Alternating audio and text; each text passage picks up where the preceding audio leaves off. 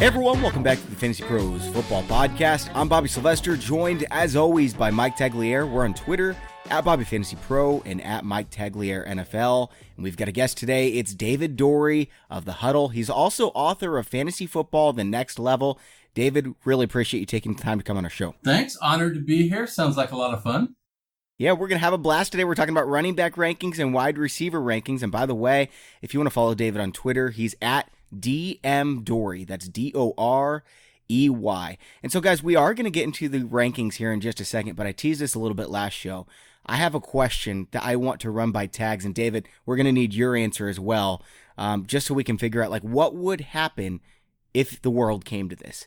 If all the dogs and all the cats, and I'm not talking like house dogs and house cats, I'm talking like wolves, I'm talking tigers and lions, if all of them got in a war, who would win between cats and dogs? Because Tags is a big dog person. I'm a big cat person, so you're going to need to break the tie. David, what do you think? Being a big dog person myself, I definitely have to go with dogs. Dogs know how to work together. They work in a pack. You can't get two cats to do the same thing. Yeah, lions are the only social felines, and so, you know, like social as in working together with one another. But there's a lot of big wild cats out there. Yeah, but the problem with a cat, though, is, if you don't feed him, he's gone. That's true. That's true. First meal he misses, he's going to go find something else. Tags, what do you think, man? Can the wolf packs out there all take down tigers and lions? I think it'd be tough to figure that out. Like cheetahs, like those things I'd consider that a cat. And I don't know how they would ever catch it. That's the problem. Like, would it end in a stalemate? I'm definitely a dog guy. Dogs have personalities. Well, the thing about cheetahs is, like, yeah, they run that fast, but they're not especially agile. Like, if they have to change directions at that speed, they just can't do it, and they sleep like 20 hours a day. Like, eventually it stops. And look, I'm not trying to alienate half my fan base. I am an animal lover. I am a dog guy. But if you like cats and that's your thing, hey, cool. I mean, whatever tickles your fancy. Yeah, Tags is wrong, though. It's cats. So let's move on. Before we do, though, I want to talk about the new giveaway we have going on. So we gave away the signed Davante Adams visored Green Bay Packers helmet. Now we're giving away a signed JuJu Smith-Schuster Steelers helmet. If you want to sign up for this, you can go to fantasypros.com/contest. It takes about 30 seconds to enter, and what we're really looking for is we just want honest reviews. Tell us on iTunes and Stitcher what you like about the show, what you would like to see us do, what you would like us to change. That's what the contest requires. And then send a screenshot of that review to contest@fantasypros.com. Again, if you want details for this, just go to fantasypros.com/contest. And the reason we're able to do this is because Pristine Auction gave us this helmet to give away to one of our listeners. If you haven't seen Pristine Auction yet, guys, there are so many great deals out there. You can get all kinds of stuff for your cave. Tags, I saw a signed Allen Robinson jersey. How much do you think that would go for without the signature? Like $90? It's probably an authentic jersey, and those jerseys are, I mean, I haven't shopped for a jersey in a long time, to be honest. Like, I used to wear jerseys. So I didn't wear a jersey to the NFL draft because the newest one I have is like a Jay Cutler orange one that I bought like way back, when he was first signed by the Bears. You would have got punched in the face, man. I didn't want that to happen, even though I love Cuddy. Cuddy, come back. So it's like $100, right? You can get an Allen Robinson signed, stitched on, like authentic jersey. $30 I saw it go for the other day. Or you can get a signed Corey Davis helmet. Again, these things would go for like $120, $150. With the signature, $65. There's always values to find. Everything's guaranteed authentic from only the most trusted sources. Again, check out pristineauction.com. PRISTINE. Guys, let's get into it. There's no news to talk about, really. At least no fantasy relevant news. Cody Kessler was cut from the Jags. I don't think you guys probably care about that. So let's go running back rankings right here.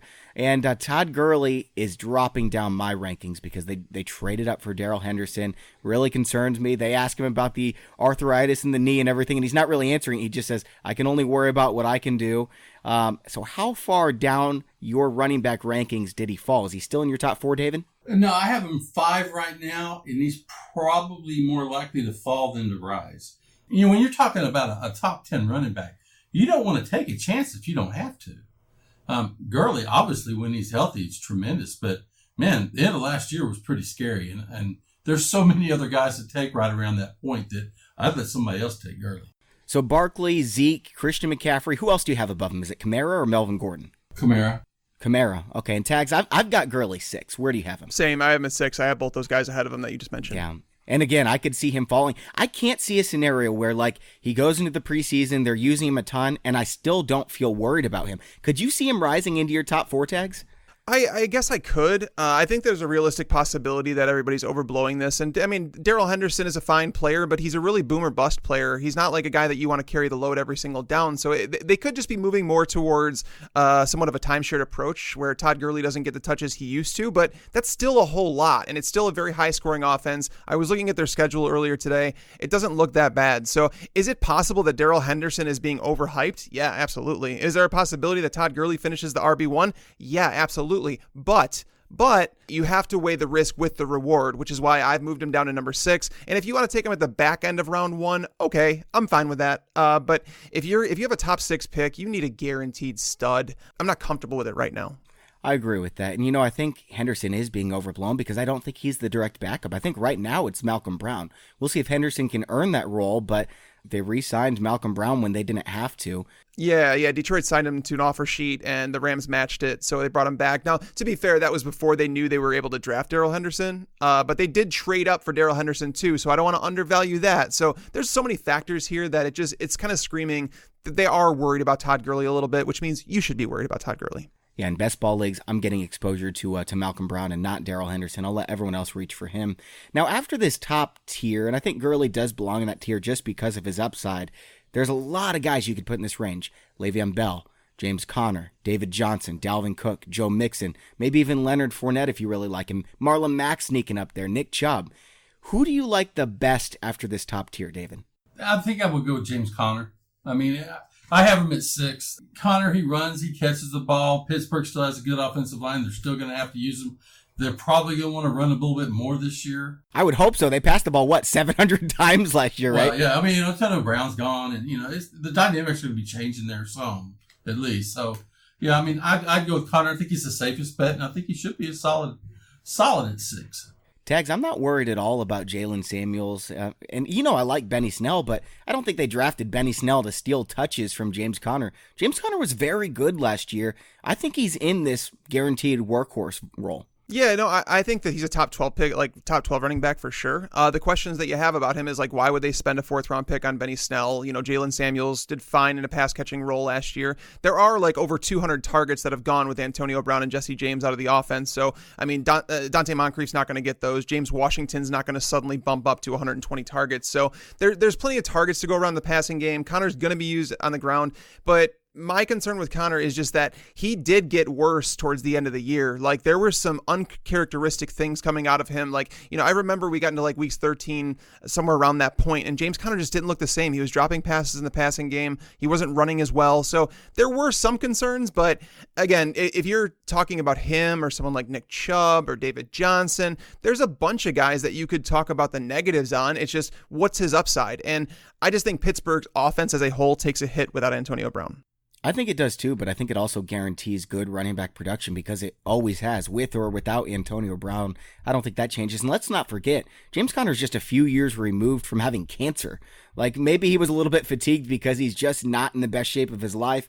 Maybe he will be this season. So I think there's a good floor and a good ceiling with Conner. I think I prefer David Johnson a little bit more, and I love Dalvin Cook this year. You all know that. Tags, who do you have as number 7 in your running back rankings? So number 7, I have Le'Veon Bell. I'm not really happy about it. Like, I honestly, you could make the case for any of these guys to be taken instead of Le'Veon Bell. It just reminds me of David Johnson last year. Like, horrible offense, good running back, but who cares? Offensive line's not good. Yeah, I mean, at least we know that Adam Gase, like, I'm putting this in quotes, like an offensive-minded coach, but I don't like Adam Gase as a head coach. I think he's better as a coordinator. But you can make the case for David Johnson, Joe Mixon, Nick Chubb, James Conner, Leonard Fournette, even Dalvin Cook, I'd throw in that conversation. This is like that tier of running backs, right? Where it's like, there's not much of a difference. If I'm in the position where I have to take Le'Veon Bell at the end of the first, I'm probably going to take a wide receiver there instead. Agree. Yep, I'm with you. Okay, let's move on to the next group of running backs, and this is where I've got Chris Carson at the top. Other people are going to have Marlon Mack here. Some are going to have Aaron Jones. Maybe someone likes Derrick Henry, or they believe Darius Geis is ready to roll. David, is there someone who stands out to you that you would like in this range, maybe the 3rd or 4th round? I do like Chris Carson. I got him at 11. Yeah, baby. All right, let's go. I mean, everything points in Seattle to him having another good year. I mean, I think he was kind of underrated from what he did last year. Rashad Penny, he just never has shown to me what I think that they were hoping they would get out of him. Whereas Carson was the one who stepped up to the plate, and I think he's going to secure that first that primary role, it'll be pretty profitable. And, in Seattle, they want to run the ball, and they didn't do that much to try to, take anything away from him. So I do like Carson quite a bit. Penny was huge last year, and I don't mean like in terms of fantasy production. I mean like in terms of actual size. And so maybe he's in better shape this year. They drafted in the first round. He's actually going to know the playbook because he's not going to be having to worry about his broken hand and recovering from that. I am a little bit worried about Penny. Otherwise, I would take Carson a lot higher than I even am. And I'm with you. I've got him as my number 12 running back, and a lot of people are like, dude, you're way too high in him. I'm all aboard the Chris Carson train. Tags, we know what you think about Chris Carson, but who do you like in this range more than Carson? Leonard Fournette, hands down. I'm currently 7 spots higher than ADP on Leonard Fournette among running backs, and I'm 2 spots higher than consensus for the expert consensus. So I posted something on Twitter yesterday in regards to Leonard Fournette and how people are just like, they're forgetting how good he is. Like, I understand. I mean, he could be the RB1. If he passes Saquon Barkley and Ezekiel Elliott, I wouldn't blink 1 second. I don't know if I don't think his offense is good enough to do that, because I don't think he has a chance to score 18 touchdowns like those guys do. So Fournette, but over his career, he's been an RB2 or better 71.4% of the time. The only running backs literally of this generation that are better than him, here's their names: Saquon Barkley, Ezekiel Elliott, Le'Veon Bell, Arian Foster, Alvin Kamara, Todd Gurley, Christian McCaffrey, LaShawn McCoy, and David Johnson. That's it. That's the end of the list. His career numbers are better than Melvin Gordon's. They're better than Adrian Peterson's. They're better than Kareem Hunt's. But everybody remembers at the end of last year when they were down 4 of 5 starting offensive linemen, the coach pulled him at halftime to start a backup. There's some off-the-field concerns. There's injury concerns. I get all that. I really do. But Leonard Fournette, as a running back, when he's on the field, he is an RB1. You plug him in your lineup. You don't even worry who the opponent is. You just plug him in. You play him. That's why, to me, he's the ideal RB2. Because if you get him at the beginning of the 3rd round, some people are getting him in the 4th round. That's crazy to me. It's just crazy because you have 2 studs locked in the 1st and 2nd round. It doesn't bother you that he never averaged more than 3.9 yards per carry in a season, even in his good season as a rookie. No, that's the thing. He's only had 2 seasons to do it, and so obviously it's a smaller sample size. But both years he had Blake Bortles, and then last year's offensive line was a train wreck. There's so many injuries. The offensive line was terrible his rookie year. There was no denying that. Last year, he didn't break any big plays. I want to say there wasn't a single carry he had last year that went over 25 yards, which is just that speaks volumes. You're never going to have high yards per carry unless you have that outlier. And I can't remember who it was. I wish I can give credit to them right now. But there was an article I saw where they broke down percentage of their runs that gained, that were considered successful. If it's 3rd and short, they're going to get successful if they convert that 1st down. And Leonard Fournette was better than most people realized. Yeah, here's my thing too. Todd Gurley over his first 2 years, a 28-game sample size, 3.9 yards per carry because of the offense he was in. The offensive line wasn't especially good. They were stacking the box against him. They got a different play caller in there, and all of a sudden we're looking at 4.7 and 4.9. I think Fournette, well, he's not as talented as Gurley, is up there, and he's capable of that. Now, they're not going to turn into the Rams offense overnight or anything like that, but with the healthy offensive line and maybe Nick Foles stretching the field a little more than Blake Bortles could, yeah, I do think Fournette has that kind of upside. Yeah, and if you were drafting Fournette, to be fair, if you were drafting Fournette as a top 8 running back, I understand that there's too much risk to be had there. That there's nothing guaranteed. I get that. But when you get into the area of the guys like Aaron Jones and Marlon Mack and Damian Williams, those guys all have some serious question marks as well. So, I'm more than confident taking Fournette over those guys. But do you think that he's going to last for all 16 games? Because he never has. No, I don't. That's why I've got him lower in my rankings, is I'm expecting 3, 4, 5 games missed, and that's why I want Raquel Armstead, because if he gets into that offense, it's going to be a run-heavy offense. I think we're looking at a solid RB2. So isn't that baked into his price, though? If you were guaranteed right now that Leonard Fournette would play all 16 games, where would you rank him among running backs? I'd probably put him up around the number 8 or number 9. So hold on, is everybody guaranteed to play 16 or just Fournette? No, there's certain, no. Well, everybody's guaranteed to play 16. Yeah, I'd put Fournette number 7. Yeah, that's what I'm saying, is that's where I feel confident with him. Granted, there's some risk, and that's baked in. That's why, me personally, I have him as an RB12. So it's not I'm oh my God, you have to draft him with a 1st-round pick. But at the top of the 3rd round, it's kind of like an auto pick for me. Besides Gurley, he's probably the riskiest running back. I'd probably put Dalvin Cook in that tier as well. Joe Mixon's had some injuries, and the Bengals are just kind of stupid. So we'll see what they do. But yeah, I've got Fournette right in there in that tier with Dalvin Cook, Joe Mixon, and I'm sneaking Chris Carson into that tier. I want to ask you about another guy in this range, though, okay? So I'm looking at the final 8 weeks of the regular season, average standard fantasy points. Here's the list. Christian McCaffrey with 20, Ezekiel Elliott, 19, Saquon Barkley, 19, Todd Gurley, 18, Chris Carson, 16, and right in there, Derrick Henry, 17. Now, obviously, a lot of that was one huge game, but because he ended his season so strong, a lot of people are going to put him in this tier. I don't feel so good about it. I don't know what to expect. David, what do you think? Are they actually going to use him like a workhorse finally? Yes, I really do think they will. I have him about 15th overall to me. In fact, I just took him in I think in the 4th round of a best ball thing. But, the only downside to him at all, in my opinion, is that he doesn't catch the ball much. And I don't think that's really going to change. But they finally started using him at the end of last year like you should be using him. And they had great results out of it, more than just the one game. Their offensive line should be better this year. I think their offense is going to be designed around the run. I'm pretty high on him. I mean, I have to drop him back because he doesn't catch balls. And if you're in the PPR league, then, that's going to make a difference. But, I do think I think he will be definitely in the top 10, if not the top 5 in rushing yards. Tags, where do you stand, man? Derrick Henry, I think it's a little game script dependent, and which is always rough when you're taking a running back with like a... I've got him RB20. Yeah, I have him right in that range too. Like that's where I feel confident with him, where it's like, I don't think he's going to perform every week. I feel like he's going to be a touchdown or bust type guy. And fortunately, he's a really good running back. Like, he does break off a lot of long runs for a bigger guy. Once he gets in the open field, he's kind of just gone, which is kind of crazy. But Derrick Henry, I just feel like Tennessee needs to be in a lead for them to pound the ball like they want to, and I just don't know if they're in the position to do that. Their defense let down. Malcolm Butler was like a disappointment last year. Does he bounce back? I know he got better as the year went on, but their defense, they lost Brian Orakpo. I just don't know if their pass rush is good enough to basically get them out in a lead. Now that they play in a much tougher division, the Colts and the Jags they're no team that you could just walk over anymore, and their schedule isn't great. So Derrick Henry, I think there's going to be some ups and downs with him, which is why as a low-end RB2, I'm fine with him there. Yeah, they got Ryan Tannehill, though, so their offense is going to turn around. Well, they signed Adam Humphries, and they drafted A.J. Brown, which tells me they're trying to give every single opportunity they can for Marcus Mariota to succeed. I don't know why you add those two guys if you're not going to throw a little bit more, but I agree they should be running the ball. Like that should be the way that they build their success, but we'll see if they actually do it. All right, guys, so here's what we're going to do next. I've got 4 running backs that I don't especially know how to rank, and I want you guys to tell me, of these 4, how would you rank them? Josh Jacobs, Damian Williams with Kansas City. A lot of people have him a lot higher, like near 12, 13. Darius Geis, Phillip Lindsay. David, I'll let you go first. Josh Jacobs, I think I have him at 16. I like him there. He has a lot of upside. I mean, granted, he's a rookie. You don't know what he's going to do. And I mean, there's risk there, but I think for somebody that you're going to take as an RB2, somebody probably in the 3rd or 4th round, I think he's a great value just from the upside of him alone. Damian Williams, he's one of those guys. He's not a great back. He's an average back in a tremendous offense.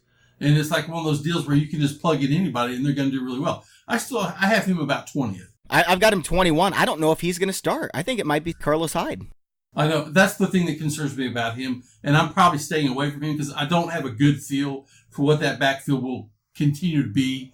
How much maybe Darwin Thompson gets from you. I mean, I don't know what they're going to do there. It's really hard to say. So I'm a little cooler on him. Man, Darius Geis, people are so high on him for a guy that blew his knee out and we've never seen before.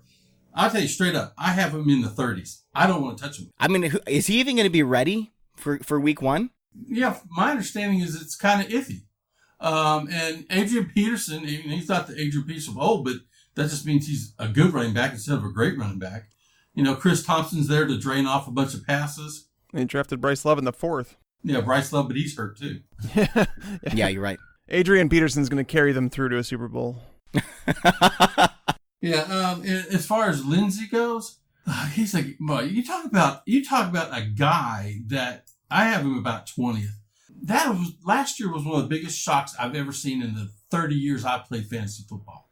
I mean, for a guy that nobody was looking at to all of a sudden be a starting running back. And a good one at that, 5.4 yards per carry, and they didn't even run him that much. I mean, trust me, I went reviewed everything in the world I could find about how did I not know this guy was going to do this. And there just wasn't any information out there. I mean, nobody was talking about him.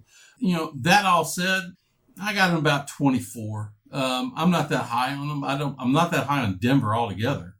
They're supposedly going to try to use Royce Freeman more.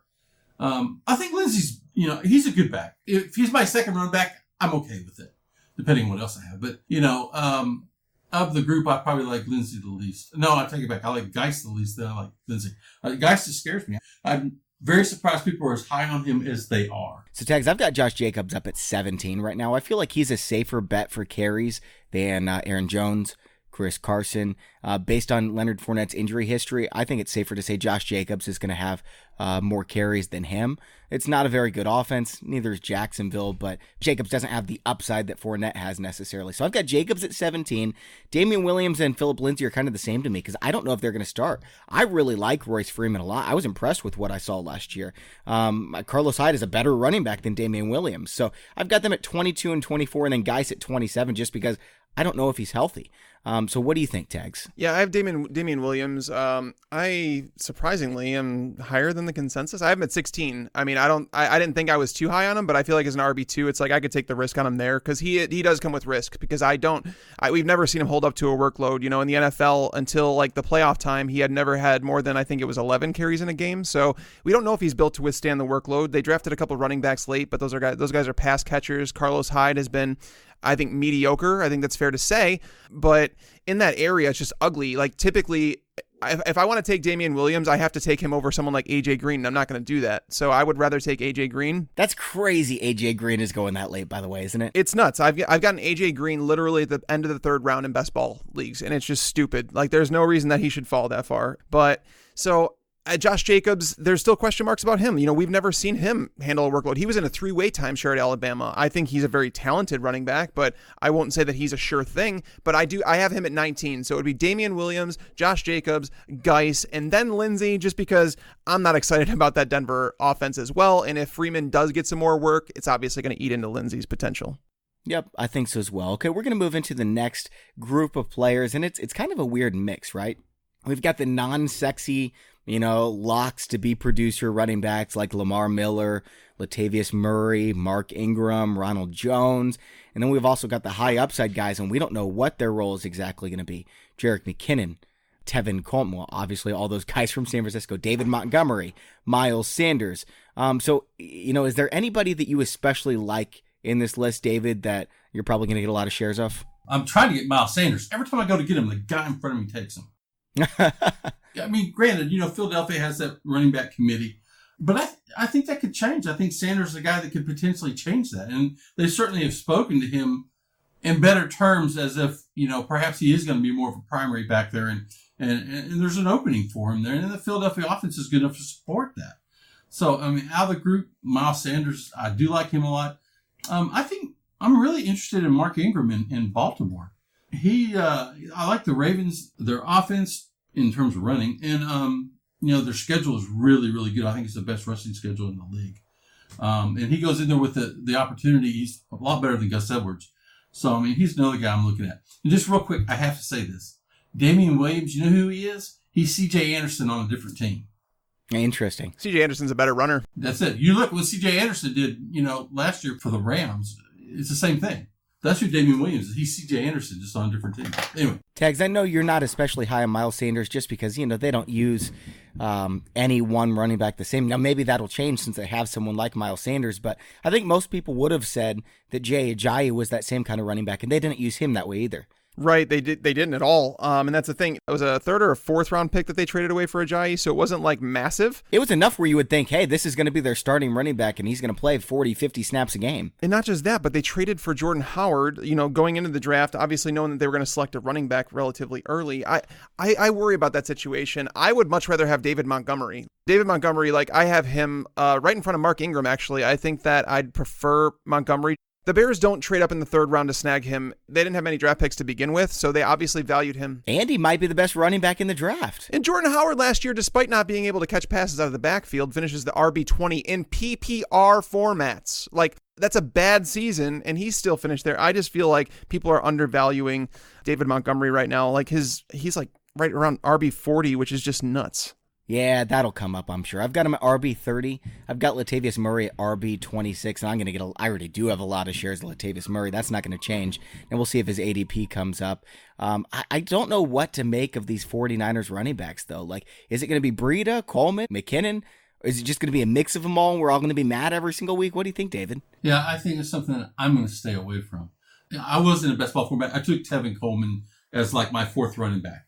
Other than that, I don't want to touch it. I really, really don't. McKinnon, I was shocked when they paid him the money they did last year, and then he didn't play. Coleman, he reunites with his coach, and that's a good thing. But, again, agreed. Matt Breida's there. There's just too much stuff there for me to want to invest in. There's too many question marks. There's other places I can go that are much, much safer.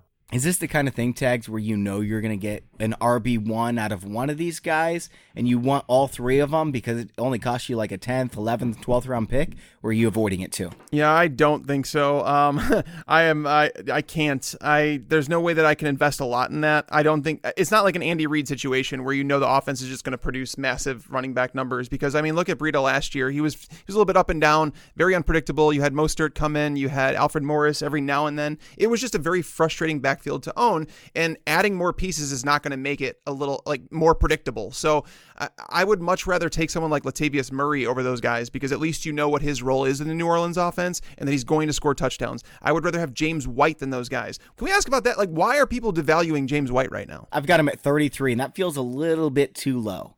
PPR, I got him at 17. Yeah, PPR, I have him a lot higher for sure. Tariq Cohen is being taken in the fourth round, but yet James White is lasting much later in drafts. You're right. Yeah, that's a good point. I don't get it. I just don't trust White week to week. He's just annoying in that way. I'm fine with him. Honestly, with Gronk gone, a lot of those targets, when you look at Gronk out of the lineup, you saw James White's role increase quite a bit. And it's not like N'Keal Harry is going to walk in and see 120 targets. That's not going to happen. All right, I'm moving them up my rankings as we're talking. It did feel a little bit too low. Okay, so I've already named a couple guys that I wouldn't mind getting later. Malcolm Brown. Obviously, these are guys with just big-time upside. Jamal Williams, I don't love him, but I love that Green Bay Packers offense. And if Aaron Jones goes down, or even not, who knows what they're going to do in that backfield. I love Aaron Jones, but I want some shares of Jamal Williams just in case. And then Raquel Armstead. If you're drafting a running back late, who are you keying in on, David? Anytime you get past about the top 25, it gets pretty hit or miss. I can only tell you in the drafts I've done so far, I seem to be ending up with, Peyton Barber. You can get him really late. He's not going to do anything great, but he should get you something every week. I don't think that Ronald Jones is going to do that much there. Tevin Coleman, I'm mildly interested in, but I'm kind of scared of that. Late guys, Chris Thompson could bounce back there in Washington. Dion Lewis, I think, as a second back. Yeah, he's flying under the radar, isn't he? Yeah. Because I am kind of a little bit high on the Titans backfield, I have been adding him late in drafts. He goes really late. But, Kerryon Johnson, I have him at 20. I think that's higher than most. Although he's another guy you got to worry about his injuries, what kind of health he's going to be in. Yeah, I think he's pretty much a lock to start. I've got him at 23. I think most of the industry has him around that 20 to 25 range. Tag, somebody else that I don't mind getting as a running back 4 is Nyheim Hines. You put him in the flex when you need someone. You never feel great about it, but he's going to be just fine, especially in PPR and half PPR leagues. Now, do you prefer to get these guys that are just kind of okay, they'll probably get you 5-6 points if you need to use them, or do you prefer high upside guys where if something happens, they're the man? Yeah, high upside. I feel like Nyheim Hines is literally, you're stuck with him. And adding Paris Campbell to that offense is going to take away some of those targets. Jack Doyle's going to be healthy maybe the whole season. Ebron, there's just so many places to go there. I would prefer someone that I knew had upside. And they're going to use Marlon Mack. Marlon Mack can catch the ball too. Yeah, and I guess it depends on your roster settings too. If you play in a league that's deep and you start 4 running backs a week and 5 wide receivers, that changes strategy. And guys like Nyheim Hines are worth a lot more. But I would prefer to take someone I don't want to say a handcuff, but someone in case an injury turns into an RB1, like a Carlos Hyde, like a Damian Harris. Damian Harris essentially plays the same role that Sony Michel does. So it was a really odd draft pick by the Patriots, but Damian Harris is a very talented running back. So Damian Harris would be a good one. One of the things I've been trying to do in best balls is get Damian Harris and White, because everybody's jumping on Sony Michel, but the backfield's going to have a lot of stuff going on. Michel gets hurt too. So I can pick up those 2 guys in best balls, and I think they're going to deliver definitely over the course of the season. All right, guys, we're going to go wide receiver here in just a second, but the other sponsor of today's show that I want to talk to you about is Fleaflicker. This isn't just like an ad read where I'm telling you what they want you to hear. I actually use Fleaflicker. We did a dynasty startup draft last year, and the commissioner was like, hey, I've been using this Fleaflicker site. You guys should check it out. It was right before we started doing the ad reads with them. So I got on board, and I'm like, hey, this is really good. It's great because they've got new rookie-only drafts, the ability to easily configure multiple drafts. It's perfect for a dynasty league. I get this question so many times. Where do I go for a dynasty league? The answer is Fleaflicker. They've got dynasty features like taxi squads, all kinds of stuff. Guys, it's time for your rookie drafts, so you need to decide, are you going to keep the same website this year, or are you going to switch over? Just check out what Fleaflicker.com has for you guys. You can customize to your heart's content with 125 scoring rules, 12 NFL positions, whatever you want to do. And they just launched new mobile apps, too, that look amazing and have the smoothest interface imaginable. Fleaflicker's partnered with us, FantasyPros, to provide reliable rankings and projections, and best of all, Fleaflicker is 100% free. Visit fleaflicker.com/pros today. That's FLEA, flickr.com/PROS. And don't miss out on fantasy sports done right. One more time, that's fleaflicker.com/pros. All right, guys, moving on over to wide receiver. And the question here is, who do we actually want as the wide receiver one? There's 4 or 5 guys that you could argue are the wide receiver one this year. I've got Michael Thomas. Most other people have Devontae Adams, Odell Beckham, DeAndre Hopkins. Tags, you might have Julio Jones. I know you like him a lot. If you're picking a wide receiver, David, who do you like number one, and how high are you willing to take him?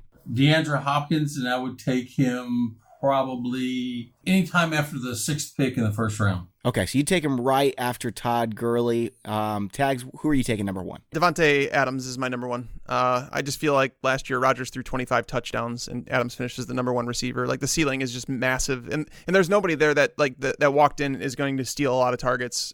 That offense is going to be better. It has to be better. That's how they win games. Devontae Adams is my number one.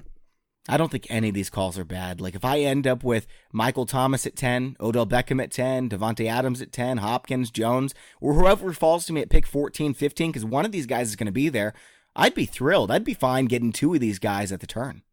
I mean, are there any of these guys that you're opposed to drafting in the top 15 if they fall? Would you pull the trigger on Odell Beckham at the end of the first? Probably not at the end of the first. Right now I've got Thomas number 10, Jones number 11, Beckham number 13, Adams 14, Hopkins 15. They're all super close for me. It's really nitpicking to decide between them. I just think Thomas is super safe. They don't really have much in New Orleans. Drew Brees is consistent year to year. Thomas catches every ball thrown his way, like stupid efficient. And they're going to throw the ball to him more this year, I would imagine.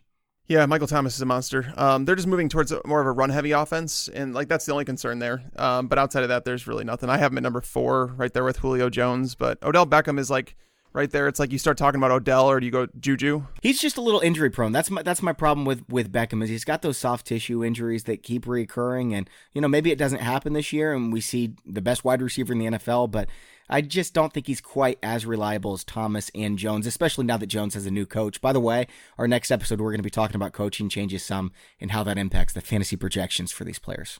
All right, so guys, second tier, we've got Antonio Brown, Amari Cooper, JuJu Smith-Schuster's in there for some, AJ Green, Mike Evans. I think other people would throw in T.Y. Hilton, so let's talk about him as well. Did I miss out on anyone, David, or do you agree pretty much the next group? Yeah, I agree. That kind of group to me, Antonio Brown, Hilton, Cooks, might even throw stuff on Diggs in there. Once you start to leave that group, then it starts to get a little bit more question marks. So AJ Green, I would probably get in there as well. Yeah, I've got AJ Green at number 7. Tags, you were talking about him. I'd take Antonio Brown before him still. I've got Antonio Brown at number 6, and I know a lot of people don't, but it's Antonio Brown. He's a first ballot Hall of Famer, and he's got Derek Carr throwing him balls, which I know isn't exciting, but guys, watch the tape last year. Big Ben was not that good. He put up a lot of stats because he threw the ball 675 times. His career's dwindling down. Carr was playing hurt. Their offensive line's going to be improved. I think Brown's going to be just fine. So I take him, and then AJ Green. Amari Cooper, I think, has huge potential. And I think there's kind of a big drop-off between Cooper and Evans, JuJu Smith-Schuster. I have some question marks about those guys. I would agree. The thing I found in drafts this year, about the end of the 5th round, I'll have 3 running backs and 2 wide receivers. I'll have 2 wide receivers, certainly by the end of my 4th pick, but often by the end of my 3rd pick if I'm going late in the 1st round. If you get any of these 2 guys that we've been talking about, any 2 of them, you can wait on that 3rd guy because you can find there's tons of guys that are similar farther down the line. So, I think there's a really strong, good, dozen to 15 wide receivers. You can get them up through the third round, sometimes into the fourth round. They're going to be at least, if not low risk, then high upside. And I think that you want running backs, obviously, but I have found some great value in going with 2 wide receivers in those first 3 picks, unless I'm picking in the first. Or even when I picked in the first of a round, I used my 2, my 3 on wide receivers. Yeah. I'm looking at the top 15 right now. I feel pretty safe about all these guys. You mentioned Cooks, Diggs, Keenan Allen, Adam Thielen. Tags, are there any of these guys that concern you whatsoever as like, hey, there's a chance they don't finish in the top 25 wide receivers? No, not really. I mean, outside of injury, yeah. Yeah, we're looking for guys that could potentially take the leap into elite status. And I think like guys like Amari Cooper, they flash it at times. He hasn't been exactly consistent. But it's more like looking outside that group and saying, what guys can jump in that force these guys down? Like maybe someone like Stephon Diggs doesn't get the target share that he needs to get into that top 10, where it's like, who slides into that top 10 to bump him backwards. And that's where it goes into guys like Mike Williams. I'm really high on him. I have no idea. He's got upside. Yeah, his ECR right now is 30 among wide receivers, which is it's too low. He's a guy that, he has 120 target upside. He finished 24 last year, didn't he? He did, actually, while seeing 66 targets, which is just stupid. Yep, I've got Mike Williams right now as my wide receiver 23, right behind Allen Robinson, Chris Godwin, Julian Edelman, and I like his upside. I also like Allen Robinson. Let's remember how young he still is. Last year, he was coming off that big injury, and we'll see if he puts it together this year with Mitch Trubisky improving. Sammy Watkins has a ton of upside just because of Patrick Mahomes, and, Watkins is a good player as well. Kenny Golladay, I think, is there. He's still improving. Corey Davis is right in that territory. Now, Marcus Mariota has to stay healthy and play better, so I think his upside's not quite as much as Mike Williams, but because of the target share he's going to get, he seems pretty safe to me as well. Robert Woods is in this conversation. Yeah. And I mean, Allen Robinson, I'm worried about the Bears offense. I just don't think that the Bears offense is going to offer what people think it's going to. Like, I think it's going to be a very good offense, but I think it's going to be very, very hit or miss when it comes to the fantasy players. I think Anthony Miller takes a big step up now that he's going to be healthy. Coming into last year, people forget that he had actually foot surgery at the beginning of 2018, and then he was dealing with a shoulder injury throughout the season. So it's possible that, Anthony Miller takes a big leap forward. Taylor Gabriel is going to lose some of those targets, but yeah. For sure. Here's 2 guys, Robbie Anderson, Sterling Shepard. Guys you can easily pick up as your 3rd wide receiver, if not your 4th wide receiver. And you know what? These guys, they got some upside this year. I mean, considering the value you can get on them where you're picking them up, Shepard in particular really interests me. Just, there's going to be a big vacuum for targets there. And I think that Shepard's the one that can step up to it. Yeah, there's a lot of guys in this next group where it's just kind of like, I have a really hard time differentiating between all of them. DJ Moore, Alshon Jeffrey, Tyreek Hill, who knows where we're going to have him ranked by the time we get the news. Tyler Lockett's in there. Cooper Kupp, Calvin Ridley. I mean, he was the 3rd wide receiver on the team behind Mohamed Sanu last year. So Dante Pettis, Larry Fitzgerald, Tyler Boyd, Golden Tate, Jarvis Landry. You mentioned Robbie Anderson and Sterling Shepard.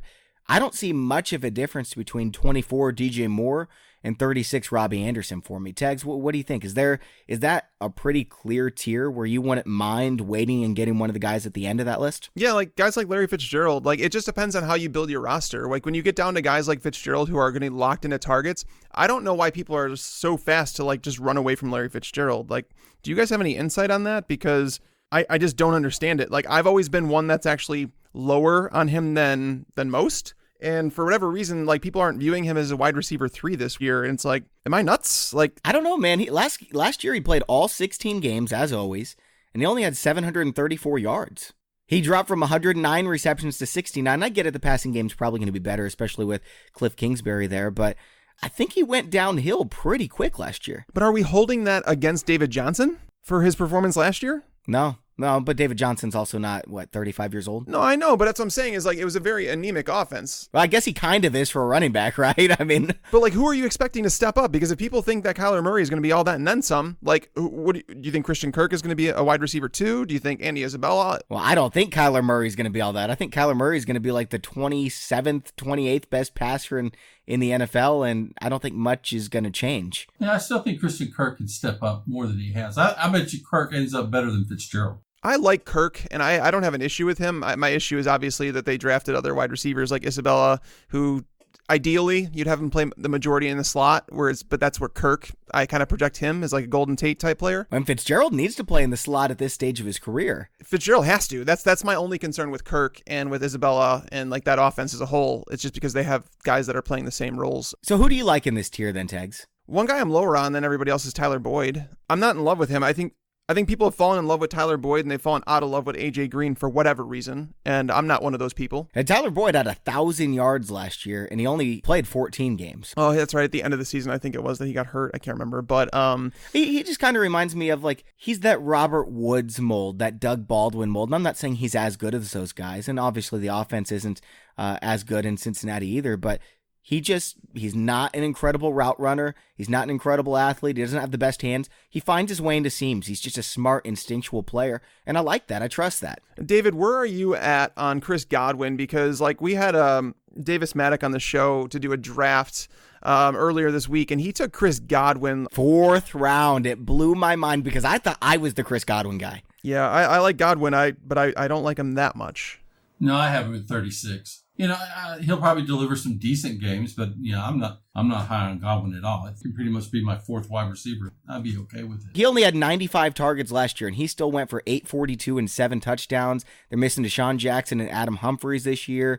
Godwin, I think he's an exceptional talent. He's got some of the best body control I've seen in the NFL, and he's not the single most athletic guy, but in an offense with Jameis Winston firing the ball, I think that'll play.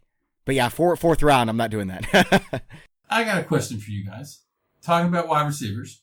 Here's a team came on pretty strong last year at the very end of the year. Everybody hated him for the passing game.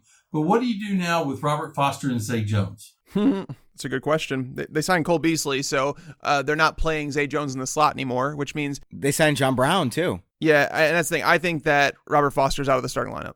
No, you do not. I am going to fight you, Tags. Man, he was so good in some games. They're not going to bench Zay Jones, dude. I'm telling you. He led their team in targets last year for a reason. He was on the field all season long. He is a movable piece in the offense. They signed John Brown. It's not to say that it's the right move. I don't know what is the right move because I don't think Robert Foster, I don't think we know enough about him to say that he's like a stud. I like him, man. I loved watching him play. He had 3 different 100-yard games at the end of last year. Yeah, it was a lot of big plays, and 94 too. in another. But that's the thing is, so if you put him out there and you have John Brown out there, like you have guys that stretch the field, sure, but you're going to need some intermediate receivers, and I think Zay Jones is the guy that fills that role. I do like Zay Jones first. I mean, and I have him at 28. I just look at the targets he was getting at the end of last year, the evolution of the offense, a little more familiarity with his quarterback and such. So I'm a little bit higher. That's the kind of guy I can wait and pick him up. We both know we can get him in the 5th or 6th round probably. So though I have him ranked higher, I know I can get him later, so I wouldn't jump on it. But, Foster's the guy. He was really interesting to me last year. He did stuff for me last year when I picked him up as a free agent, and I'm just interested to see how people view him. When I watched the tape on Robert Foster, I was a pretty big fan. I know he's kind of a hit or miss player, not in the same way that Curtis Samuel is, where it's like, hey, if he catches the ball, he can get to the end zone. It's just like Josh Allen throws deep. Robert Foster's good with the deep ball. He finds his way into seams, and that'll work. I get it that Zay Jones was the guy they were targeting a lot more, but then why did they trade for a slot receiver? That's a good question. Maybe because they just felt like Zay can play on the perimeter. It's tough to say, but why not trade Zay Jones at that point then if you're going to bench him? He's a former 2nd round pick. I'm sure some teams were high on him. I wasn't high on Zay Jones coming out. Like I wasn't a huge fan of him, but I feel like he was put into a really bad situation, and then he had some off the field stuff that kind of derailed a little bit, but I mean, I would probably take the upside of like someone like Paris Campbell over him. Like just because like I don't love Campbell this year because I think people have kind of fallen too much in love because he might be 5th, 6th in line for targets in that offense. But there's a chance that he walks into 6 to 8 targets per game, and they're coming from Andrew Luck, not Josh Allen.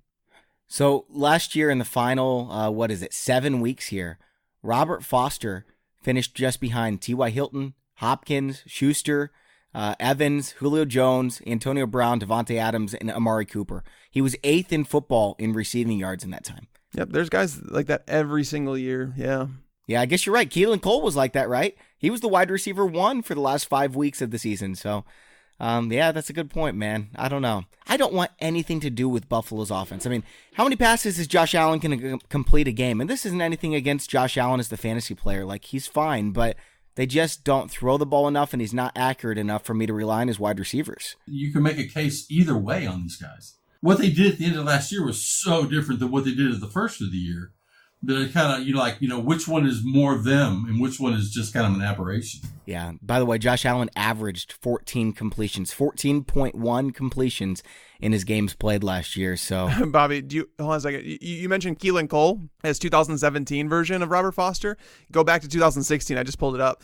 J.J. Nelson was the number 6 wide receiver over the final 4 weeks. So it's like there's always going to be someone like that in there, and I think it's pretty easy to pick this one. Yeah, that does seem like Robert Foster. Okay, so there's a couple guys that I like in this next group, and I just want to mention them. James Washington. I mean, Roethlisberger kind of reminds me of the whole Devontae Adams thing in Green Bay when he was struggling.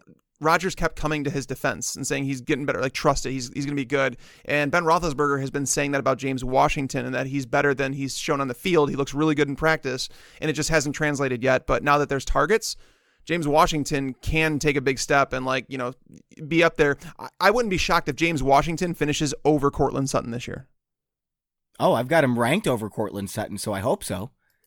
I mean, I know that's not common, but I'm not as high on Courtland Sutton. You know who I do really like? And Tags, I know that you're with me here. Jamison Crowder, baby. I don't know why people have overlooked that one. I mean, I guess you could look at the targets and say that Le'Veon Bell's there, and it's some of those, the targets in the shorter area of the field, and then you could talk about Chris Herndon. Darnold loves the slot, and Jamison Crowder, he was playing hurt last year. I mean, he's a good slot. Let's not forget. What do you think about Will Fuller? That's another guy that Davis took a lot earlier than I think Tags and I were comfortable with. And I don't know. Some people do like Will Fuller, so I wish he would have talked about him a little bit more. David, are you a fan of Will Fuller? I love Will Fuller if he stay healthy. Okay. I mean, in that offense, he's such a great compliment to Hopkins. He can catch the long ball. His problem is just durability. And, which, you have to take into account if you're going to grab a guy. You can't spend an early pick or even a medium pick on a guy you don't feel good he's going to be there when you need him. But, when Fuller's in there, he is tremendous down, particularly on the deep routes on the sides. Fuller, a best ball guy, I'd love to have him. Otherwise, in a regular redraft league, I'll take him, but I'm not going to take him as a starter by any means. Now, we know that his touchdown rate is going to go down because it's just simple regression, right? I'm looking at the 17 games he's played over the last 2 seasons. 926 yards. So over a full, 16-game season, that's like 850 would be his projection. That's not all that great. And if you take away the touchdowns, are we expecting him to either maintain those touchdowns or increase his yards per game? Because if not, I mean, in PPR leagues too, the receptions aren't really there. We're looking at probably a projection of 55, 56 receptions. That's not enough to excite me. I like Kiki QT too. We haven't seen all 3 of these guys on the field at once. Whenever Kiki QT was healthy, he was getting the ball a lot more than Fuller. I feel like Fuller and Tyler Lockett should be in the same conversation. Yeah, same guy except for Hopkins is in Houston and Lockett's the only one. Right, and that's the thing is so if Lockett goes in the slot, I'll like him a lot more. He'll be a lot less volatile, and he'll see a lot of bigger target share. Fuller is kind of like that Deshaun Jackson. You have to live with the ups and downs, and that's okay as a wide receiver 3. You'll take that. Adding Kiki QT to the offense was always going to hurt. Their schedule, it favors slot receivers a little bit more this year than it did last. So I'm curious to see about the whole entire situation. But Fuller is a wide receiver 3 I'm okay with. The question is, would you rather have someone like Fuller or someone like DJ Moore who's dealing with, Cam Newton, who's very inconsistent? And you saw that in DJ Moore's production last year. It was inconsistent. Yes, he was a rookie, but a lot of that stuff isn't really on him. He's a yards after the catch guy. Get the ball in his hands, and if Cam Newton can do that, DJ Moore can take off. But the question is, can he do it? And that's why it's like Will Fuller or someone like DJ Moore. You might not have the ceiling of Fuller week to week, but you might have a little bit more stability. I've got DJ Moore over Tyler Lockett, Cooper Kupp, Golden Tate, all these guys. So you're not going to talk me out of DJ Moore. Yeah, I got him at 37. I have no question that he has talent, but it's just the offense, the system he's in, and like you said, the quarterbacking. All right, guys, let's go to late round wide receivers, and we'll each name 3 or 4 that we wouldn't mind getting. Tags, why don't you start us off? All right. We talked about it on the last episode, but I want to mention it that the Dolphins are still a football team. They're still playing. So that there's going to be someone on that team that finishes a top 50 wide receiver, and none of them are even close to being drafted as such. So I'll take my shot on Devontae Parker again as a late round. The best part about Parker is that you can grab him in the 13th round. Week 1 happens, and it's like he's not on the field, he's not producing. Let him go. He's an easy cut. You find it out right away. Guys like Marquez Valdes-Scantling, you find out right away. When those guys are drafted, like after week 1, whether you cut bait or not. You don't hold on to them saying, well, I hope he gets some playing time, because that's not going to happen. One other player, I always... So are you saying you like Marquez Valdes-Scantling? Yeah, well, I like the fact that he's attached to Aaron Rodgers. yeah. I've got him number 45 right there with QT, Curtis Samuel, Christian Kirk. Love Scantling this year. I usually stay away from rookie wide receivers when it comes to fantasy, but I feel like Marquise Brown, being outside the top 50 wide receivers right now, I feel like he's worth a chance. Is he going to be healthy? Yes, they're expecting him to be. That's another concern is about his foot. But if he was being taken as like the 45th wide receiver, he's an easy pass. But if you get him at like wide receiver 60, wide receiver 65, he is the clear-cut number 1 wide receiver in that offense. Like, he's not a prototypical number 1, but he's like a Deshaun Jackson, where you're going to get some of those Will Fuller games out of him. And the Ravens are going to have to pass a lot more than they did last year. People are like, once Lamar Jackson took over, they averaged just over 20 pass attempts per game. That's not going to get it done. I agree with you, but their defense isn't as dominant as it's been in years past. It's going to take a step back. They're going to throw a little bit more. Marquise Brown, all he needs is like 6 targets a game, and you're probably going to get some explosion out of him. So I feel like him in the late rounds. He's kind of like Curtis Samuel, except an even worse offense. But he's actually the guaranteed number 1, whereas Curtis Samuel is behind a couple guys. So Marquise Brown is worth a shot in the later rounds. Okay, yeah, I'm fine with that. So are you saying you'd rather have Marquise Brown than Hardman or AJ Brown? Yes, I would. You would? Okay. What about, let's go up to N'Keal Harry, DK Metcalf, Paris Campbell? N'Keal Harry is probably the top producing rookie wide receiver. DK is really, really close with Marquise Brown. So I've got DK Metcalf moved up a bit. But you know me, I love David Moore. I'm getting a lot of shares of him. So I think Metcalf's going to be a little bit limited this year just because I think Moore steps up. Yeah, that's fair. Moore could be a very undervalued player right now. Like, that's me being completely honest. It's possible that David Moore has a more productive season than DK Metcalf. I don't think so, but it's possible. All right, so we're going to move on to you now, David. Before you give us the guys you like, though, I want to hear what you think about these rookies just for this year. We've talked about them for Dynasty, but in redraft leagues, do you prefer N'Keal Harry first? Is it Paris Campbell? I like Hardman a lot in Kansas City, too, with Tyreek Hill maybe being done with them. Right. First off, Brown. Little guy, he scares me in that offense. I'm not as high as I think you guys are on him. I think he's really talented. In college, he was unbelievable. But, he's a 165-pound guy trying to run around NFL secondaries now in an offense that was one of the worst passing offenses last year. So, I understand, late rounds, I'm all about upside. I'm all about taking a swing for the fence. So, yeah, I would have no trouble taking Marquise Brown as one of my backups. Don't have a problem just to see what happens. N'Keal Harry, he's mature. He's obviously in an offense that has Tom Brady, but, I don't see him producing the kind of numbers because the New England offense is going to want to run. They love the short games. I don't think I'd ever feel comfortable starting him every week, right? No, I wouldn't. I'm not really that high on him. He's going. Deebo Samuel in San Francisco has a chance to do something. Pettis and Goodwin. Pettis is a guy I'm taking shares of really late in drafts. That's the kind of upside guys that I like to get. AJ Brown, the second guy in Tennessee. Well, the first guy in Tennessee's never really meant that much. Why is the second guy in Tennessee going to mean that much? He's a guy that I'm saying, I'm not saying they're not talented. They are. I don't like Marcus Mariota. I don't like the offense. I never have. I can't understand why Mariota was so great in college, so prolific, but he comes and to his detriment, he has to change his offenses every single year. And that's tough on him, I realize. But Mecole Hardman, I love Hardman. I might have him first, only because he's in an offense that if Tyreek Hill's not there, there's going to be a vacuum. He's just in an offense that can throw the ball, obviously 50 touchdowns in a year. And you have to like that. Paris Campbell, I like Paris Campbell. He's another, end of the draft, not planning on starting him. He's probably the number 2 in Indy, right? Yeah, I agree. I think he can beat out Devin Funchess. Hilton takes plenty of the safety's concern. I can see that Campbell, who's super fast.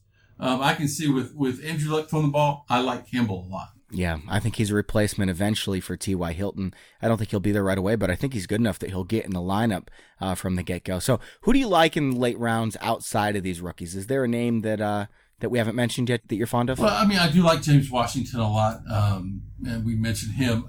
If you're going to go some really late guys, and I'm talking late guys, Anthony Miller in Chicago, Michael Gallup in Dallas, he could take another step up. He was getting so many air yards at the end of the year, and nobody really noticed. Yeah, so I mean, Gallup is another really late guy that I do like. DK Metcalf, Seattle, but he's a rookie. Other than that, David Moore is another guy that I like late. But beyond that, like I said, after I get my starters, I usually get one kind of safe guy, and then I'm just swinging for the fence every time I pick a wide receiver. And you know me, I want to tie myself to those great offenses. So Marquez Valdez-Scantling, Equanimeous St. Brown, Geronimo Allison, get me some Indianapolis shares too. Outside of the rookie Paris Campbell, I want some Devin Funchess. Give me Pittsburgh. I want Dante Moncrief outside of James Washington. So for me, it's all about those offenses. Let's see who ends up starting. And whoever it is going to be a solid wide receiver 3 in my mind. Yeah, that's basically, and that's the best part is like taking those upside guys that you just don't know on. The best part is that you can cut them like after week 1 if you realize they're not getting the snaps because you don't want to wait for an injury. You're essentially handcuffing a wide receiver, which you don't want to do. All right, guys, that's all for today's show. David, really appreciate you joining the show. Great to do it. If you ever need me back, just let me know. Sounds good. And remember, you guys can follow David on Twitter at DM Dorey. That's DOREY. Tags and I are at Bobby Fantasy Pro and at Mike Tagliere NFL. And thanks to the sponsors of today's show, Fleaflicker.com/pros. Check out what they have for your dynasty leagues before you decide to just commit to the same website this year. And also PristineAuction.com. That's PRISTINE. And make sure to sign up for that signed JuJu Smith-Schuster helmet at FantasyPros.com/contest. It takes about 30 seconds to do. For Mike Tagliere and David Dorey, I'm Bobby Sylvester. Thanks for listening and enjoy your football. I just wanted you to watch me dissolve.